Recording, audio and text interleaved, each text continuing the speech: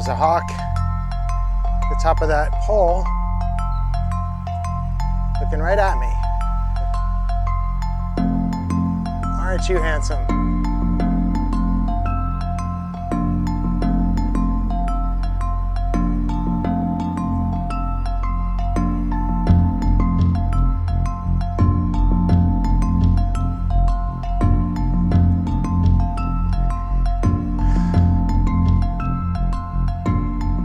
Today's Monday, March 23rd, 2020. And a couple of days ago, I wrote a blog post talking about my thoughts on the situation that the entire world is in. And I thought it would be a good idea to kind of talk about that and add a little bit more context and detail to what I was thinking when I wrote that blog post. The name of the post is An Auspicious Opportunity, and you can find it on brettmorrison.com, and I will link to it below. So, here in Montecito, California, walking around, beautiful clean air. Everybody's keeping distance. I don't think there's that many people out right now. It's getting late in the day. Yeah, so crazy times right now. I feel like the world has changed forever.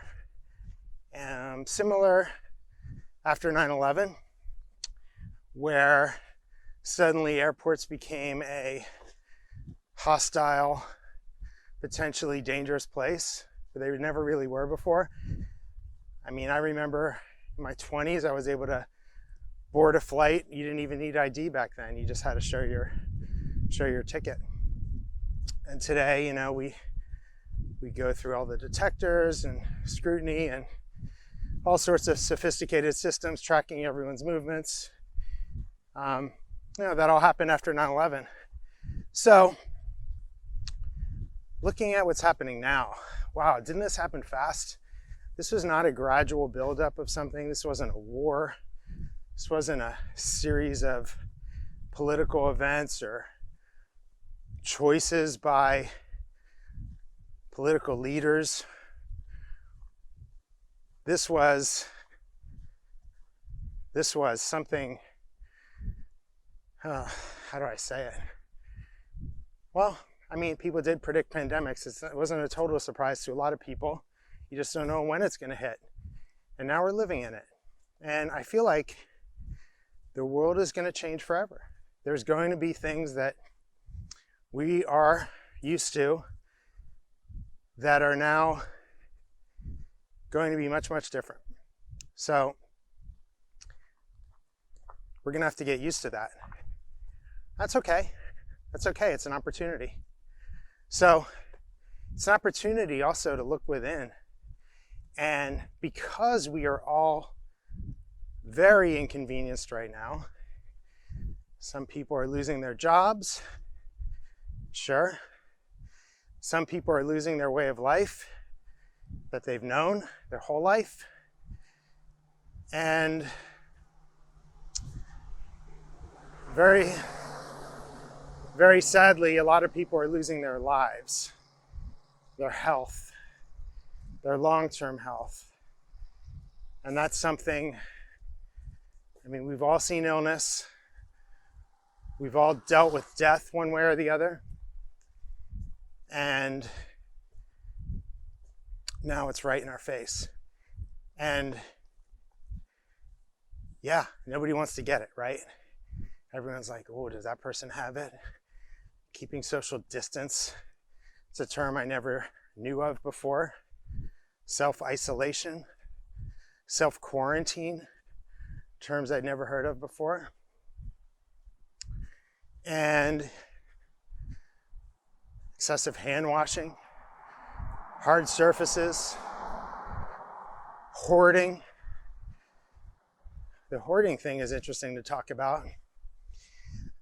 You know, I wonder who the first person was to start hoarding toilet paper and how that caught on.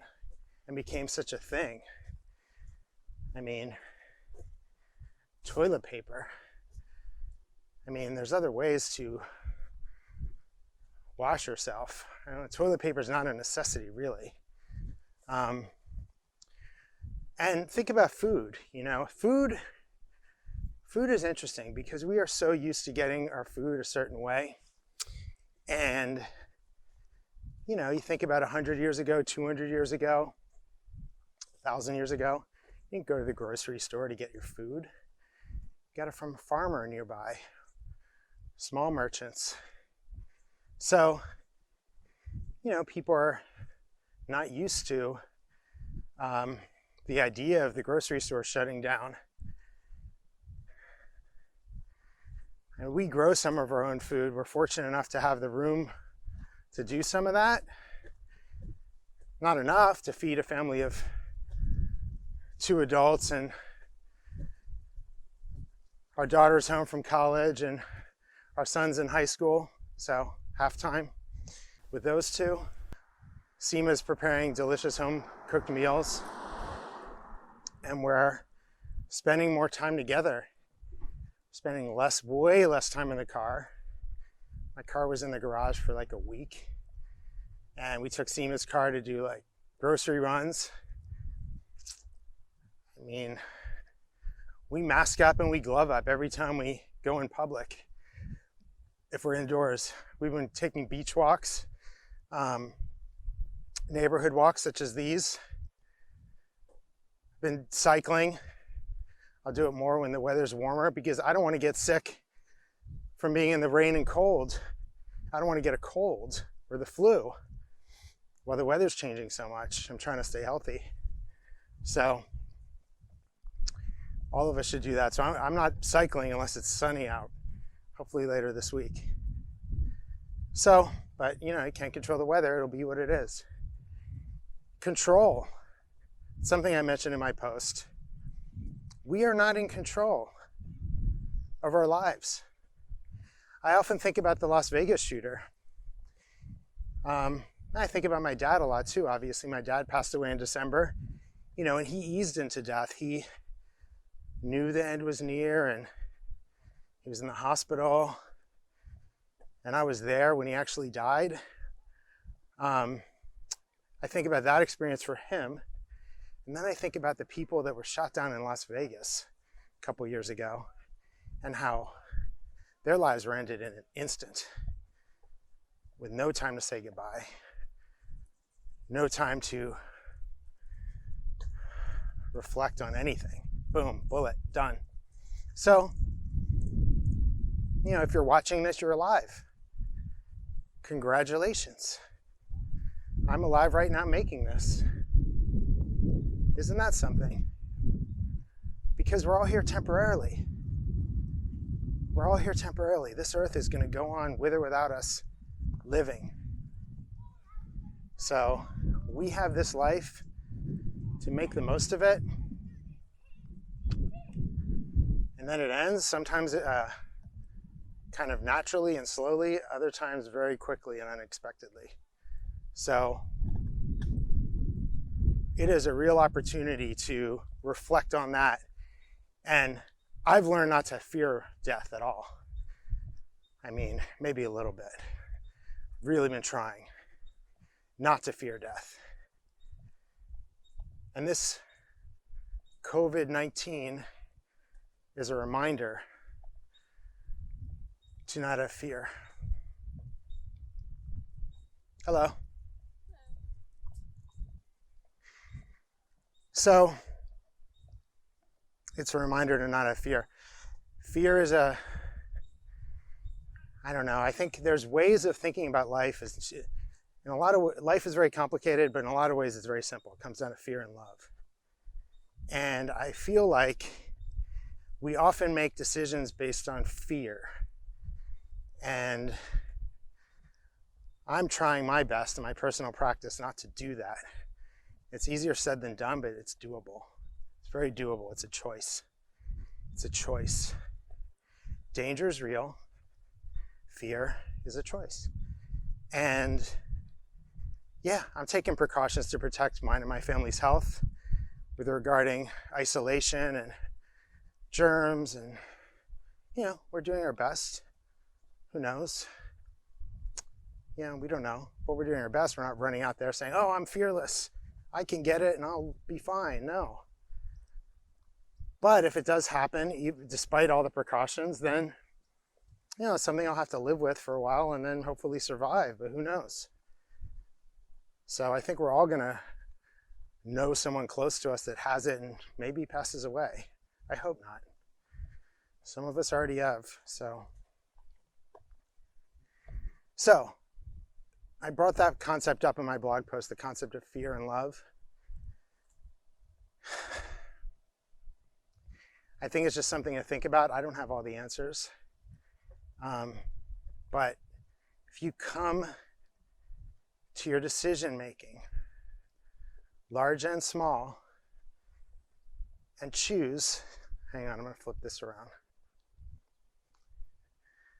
This is Westmont College. Oh, closed to the public. Okay, I guess I won't go in there.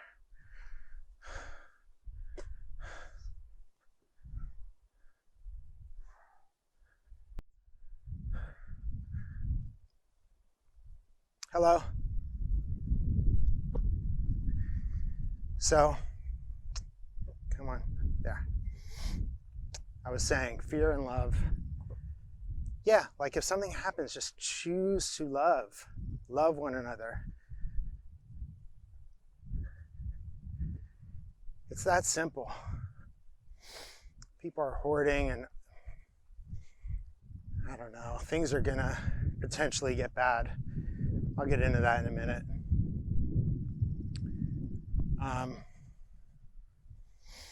It's an auspicious opportunity to reset your core values, look within, and determine what kind of life you want to live, whether you have a short time remaining or a long time remaining. Determine what kind of life you want to live.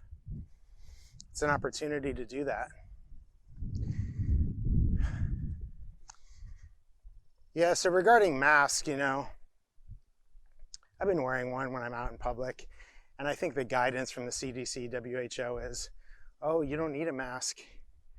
You don't need a mask if you're not sick. Really? Why does every single healthcare worker wear one then? They're not sick. So I think that's kind of I'm not going to say lie. I understand what it means, but healthcare workers for a long time have worn masks, and they're not sick. It's just to keep germs from spreading. So, I don't know. I think people should check that, make their own assessment. If you have a mask, obviously there's a shortage. I ordered mine on Amazon in February. It's really a dust mask, more for like outdoor sports, but hey, I'll use it. It's not really like medical grade or anything. It's for dust. The blog post really was not meant to be political or divisive as far as our politics of the United States and who's in the White House. It's really just government in general, really. I was kind of venting a bit in my post about how this government builds weapons of war, bombs, bullets, toxic agents to hurt and kill other people. And we accept this as okay. We're born into it. I was born in 1969 during the Vietnam War. Meantime, we're going to the moon. While we're going to the moon, we're bombing people in Vietnam. People, humans, blood, death. Why? Why? Why do we have to do that?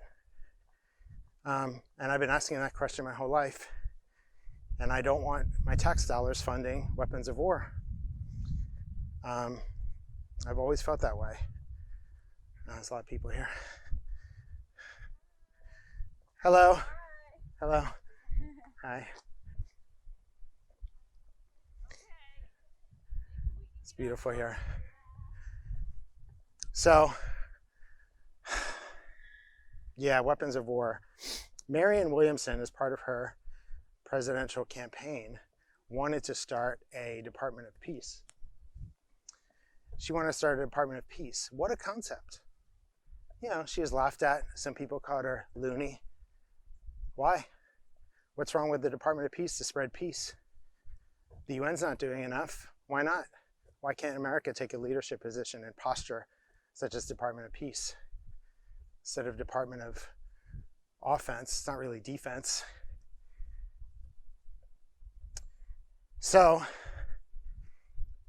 this, I think, makes us reprioritize a lot of that. But here's the thing. Here's the thing that I don't know that everyone realizes. The Fed is printing money to fund this crisis. This isn't coming from taxpayer, working Americans paying 30 to 50% of their income, or state tax, or sales tax, or property tax. This isn't coming from taxes. They're just printing more money. And no one seems to ask about inflation. Which way? I guess I go this way. No one asks about inflation. Math is simple. You keep making more of the same thing, its value is less. There's a reason why sand isn't used as money. So last night on 60 Minutes, Neel Kashkari, who's a Fed chairman from Minnesota, was on 60 Minutes, and he was interviewed, and he said pretty much that all they do is add more money to the system.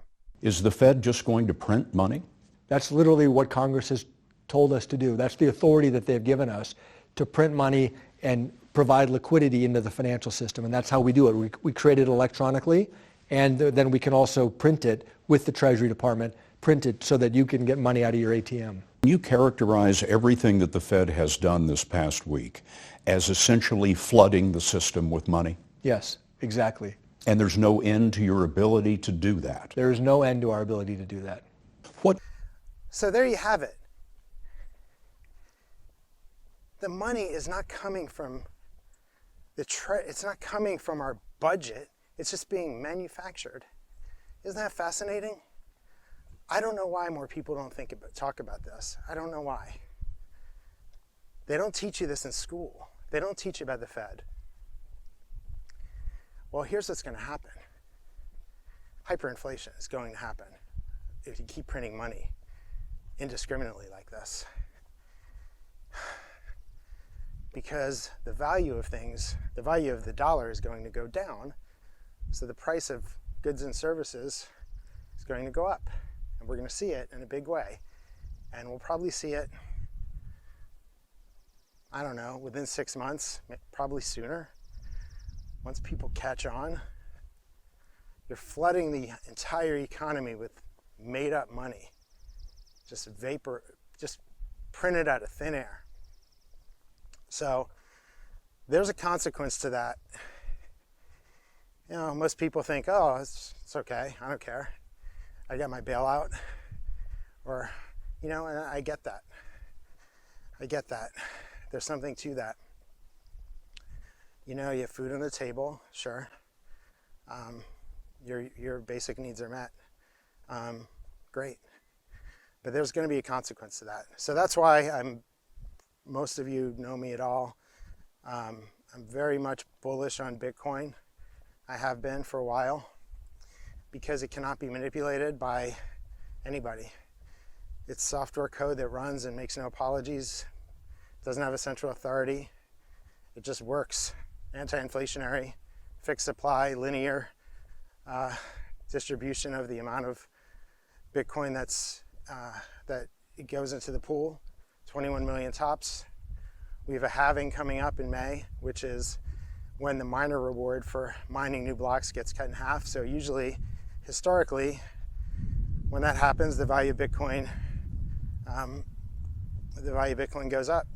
So we'll see if that happens we'll see if that happens amidst this huge shakeup the world's feeling. I don't know. We'll see. Um,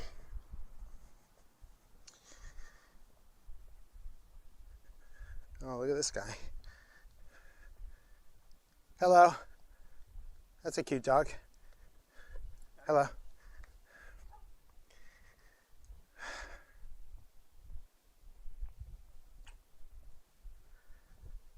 Everyone's keeping distance.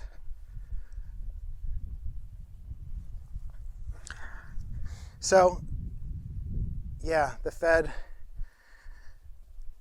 and how it works is really fascinating. I read a book last year that really opened my eyes. It's called The Creature from Jekyll Island. And it was written a long time ago. I don't remember what year. I'll link it in the description below.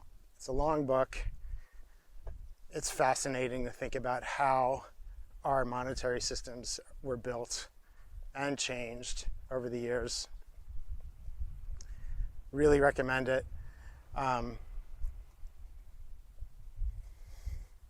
It's been updated to include more modern economic crisis, where it talks about how the Fed has stepped in. Look, there's a purpose for it. I get it.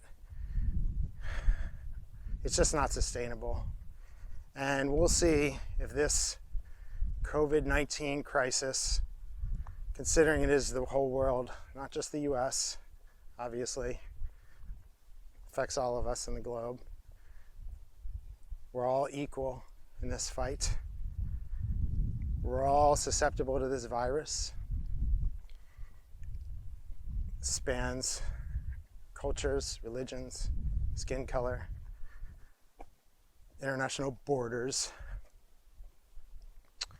Yeah, it's just a germ that doesn't go too well with humans. So we'll find out if that money printing ends up imploding the economy.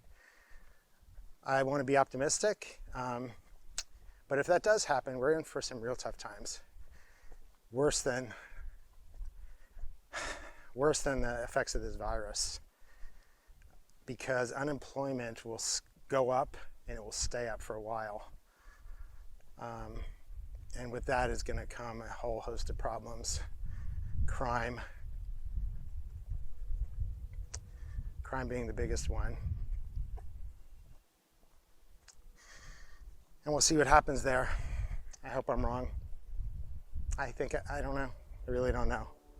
I'm an observer. What do I, I don't have a say in this.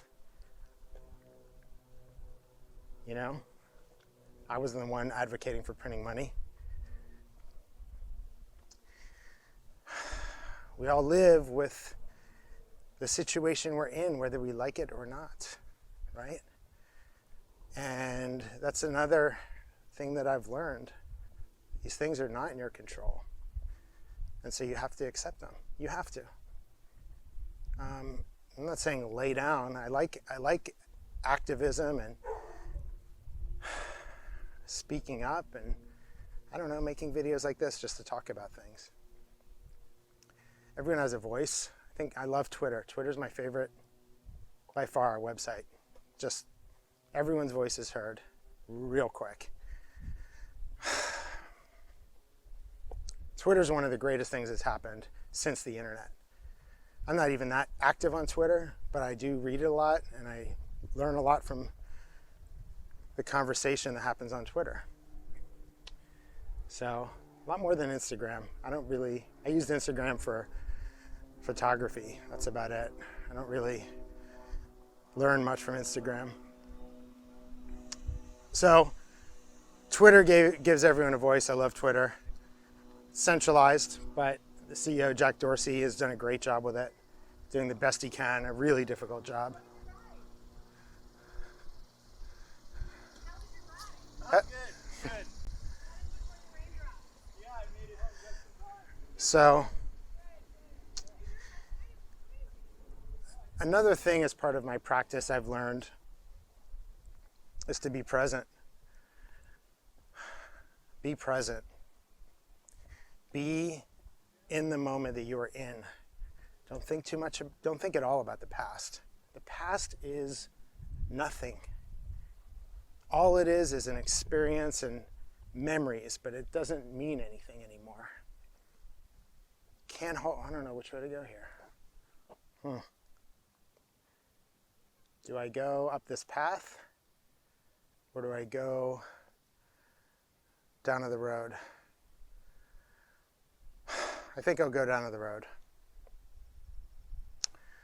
I'll go down there. So, where was I? Yeah, be in the moment. It's nice. It's really nice. Enjoy whatever it is you're doing, even if it's trudging through a grocery store with a mask and gloves on, trying not to get sick, trying to feed yourself and your family.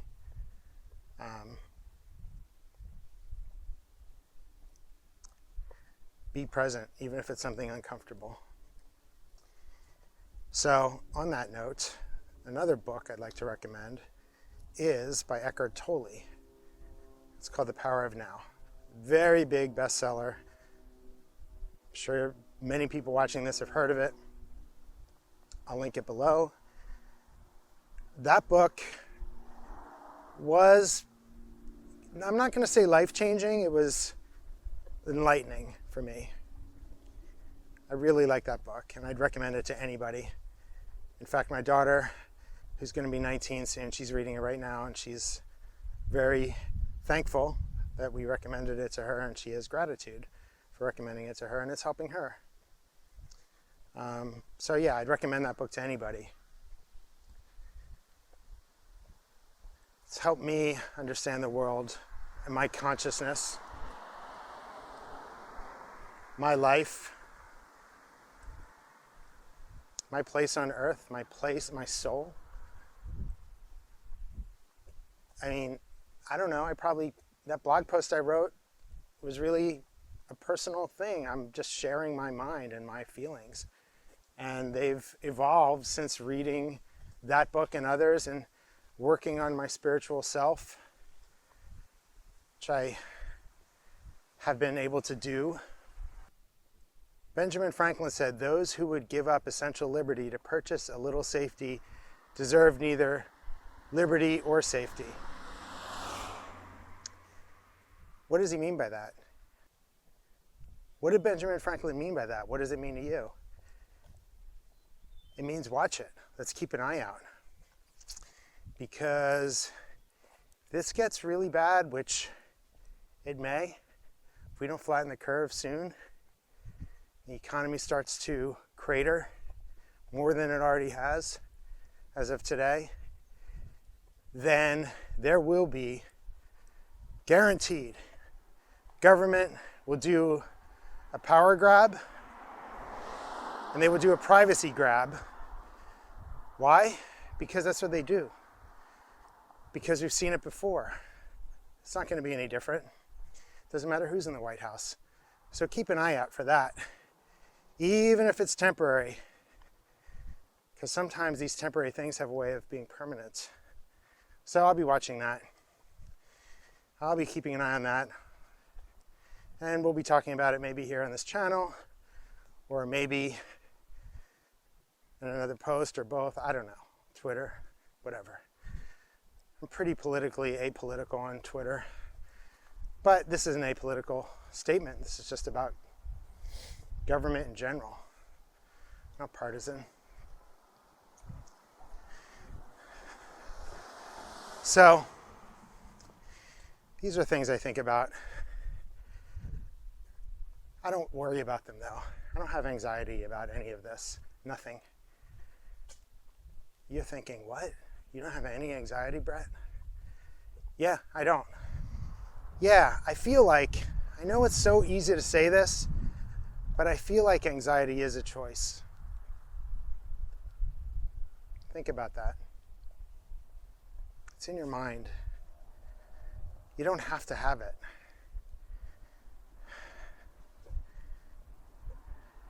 And when you start thinking about love instead of fear, your anxiety will melt away. If your base needs are met, like most people, I'm very grateful that my base needs are met. Very. I think about it all the time. Every meal I eat, I'm thankful for. Whether it's a nice restaurant, with whether it's a nice restaurant, beautiful food, or if it's just a quick snack of a potato chip or carrot. I'm grateful for it, where it came from, how did it arrive in front of me. I think about that. So, if your base needs are met, why have anxiety? Why?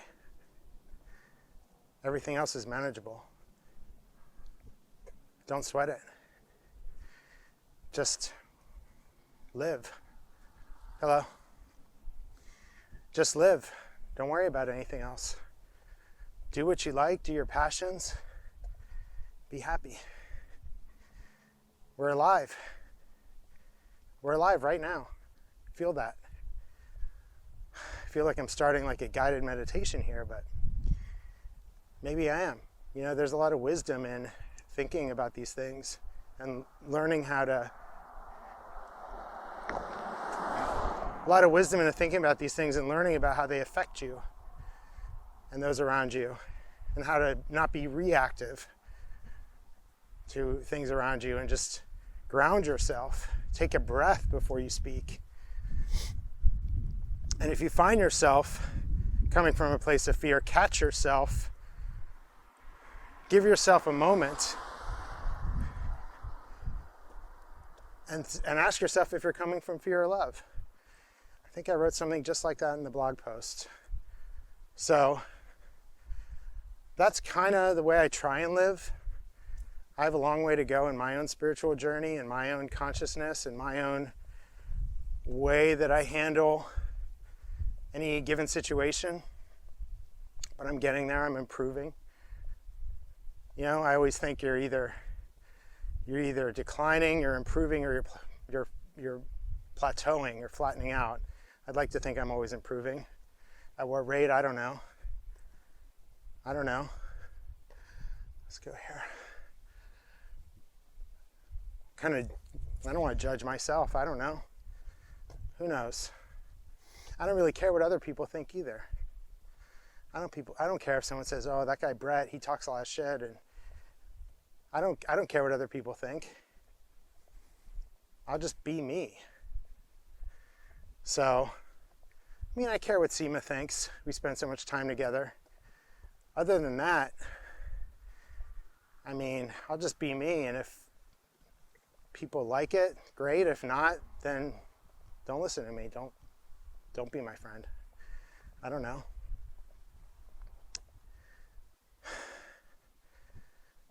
So, yeah, I wanted to get that out and talk about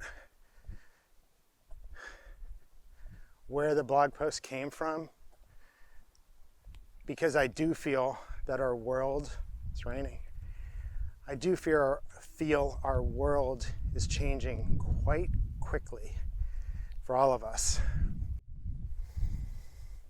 And how we handle ourselves during this is going to be a real window on who we are in the world as a collective, what we want this world to be. And I hope that people rise up and we see the best of humanity more than the worst of humanity come out of this. We'll see. I'll do my best to be a good person. I'm an observer in a lot of ways. We're all kind of small here on Earth. But it does start from within. Be the best person you can be. It's kind of contagious. Set a good example. You know, parents, if you're a parent, you know that. Just always set a good example. The other thing is, we're all getting pummeled with news that we see on social media or other channels, and our friends and family send us links and videos, and triaging all of that info and distilling it that's an art of itself. Like, what's this? Is this real? Should I think about this? Should I worry about this? Where we spend our time and our attention, and what we decide to believe is important. And so I urge everyone to fact check pieces of information that they get and use your own intuition, wisdom. Oh, look at you. Look at this little hummingbird. Let me see if I'll get it. Where are you?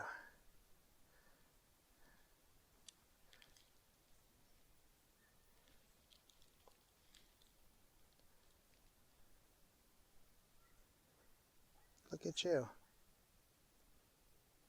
Aren't you cute? Hi, little guy.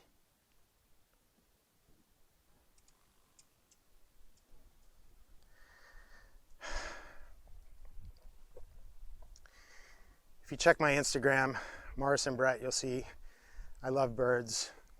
I just love birds. I love watching them. I don't know why. Well, I guess I know why. They're just super cool. I wish they were a little bit more trusting of humans. They don't land on your finger, really, if they're not trained. Anyway, I want to be friendly with them, but they run away. They fly away. I really like crows. Crows are a misunderstood bird. They are super cool. They're smart. They know how to use tools. They do. They work together. Love crows. Love them. Love hearing them. Love watching them. Everything. We'll see. We'll see how humanity gets through this. Keep your eyes open. Be kind to each other. Come from a place of love. Come from a place of love. And the world will be a lot easier for you. So, I think that's enough for today. I like this walk and talk kind of. It's good. Clear my mind, talk to you. It's probably more for me than you, but maybe you'll get something out of it. I don't know. If you like it, hit the like button. If you want to see more videos, hit subscribe. I have a lot of other videos that are not nearly as serious as this. Here, let's say hi to these people. Hello. Hi. Hi, little doggy. Good. This little camera. Yeah. Have a good one. Bye. And if you want to read my blog post, please go to brettmorrison.com and you'll see it there. I'll link it. Yeah, and maybe I'll do more of these. Oh, hi, Bunny. Stay safe out there, everybody. Peace to you. We are all brothers and sisters in this world together. We are all here right now. And I will see you some other day, hopefully.